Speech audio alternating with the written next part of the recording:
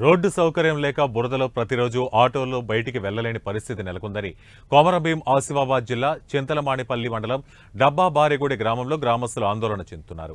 సరైన రోడ్డు సౌకర్యం లేక ప్రతి వర్షాకాలంలో దారి మొత్తం బురదమయంగా మారడంతో కూలీ పనులకు వెళ్లడానికి తీవ్ర ఇబ్బందులకు గురవుతున్నామని ఆవేదన వ్యక్తం చేస్తున్నారు.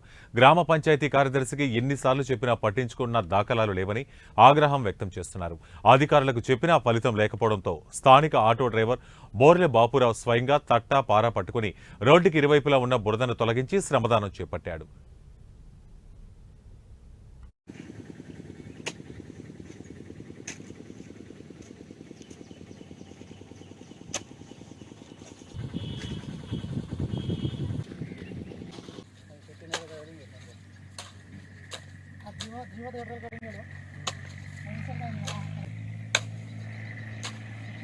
ఈరోజు స్కూల్ పిల్లగాళ్ళకి కానీ అదేవిధంగా ఆటోలు అత్యవసరంగా బయటికి వెళ్ళాలన్నా ఆటోలు వెళ్తలేవు, బండ్లు వెళ్తలేవు, కసలా ఎడ్ల బండ్లు కూడా వెళ్తలేవు. ఈ ఎండకు ఎట్టుపోవడం అన్నా కూడా ఏదో ఒక నది నుంచి దాటినట్టు ఉన్నది. మాకు చాలా ఇబ్బంది అవుతుంది. కాబట్టి వెంటనే కలెక్టర్ గారు చర్యలు తీసుకొని అదేవిధంగా ఈ పనులు స్టార్ట్ చేయాలని నేను కోరుతున్నాం. స్కూల్ పిల్లగాళ్ళని తీసుకుపోతుంటే తోవలో మొత్తం బురద ఉంది, అందులో దిగబడ్డది. సెక్యూరిటీకి ఎవరికి గ్రామ పంచాయతీ చెప్పినా ఎవరు పట్టించుకోలేదు. అందు గురించి నేను పార పట్టుకొని తోవని మంచిగా చేసుకుంటున్నాను. ఈ కలెక్టర్ వరకు పోయి కొంచెం పని చేయాలని కోరుకుంటున్నాను. గత నెల రోజులుగా రోడ్డు మీద బురద ఉన్నా కూడా సెక్రటరీకి ఎంత చెప్పినా, కారోబారికి ఎంత చెప్పినా కూడా పట్టించుకోలేకపోతున్నారు. వాళ్ళు ఉన్నా ఒకటే, డబ్బా లేకున్నా ఒకటే.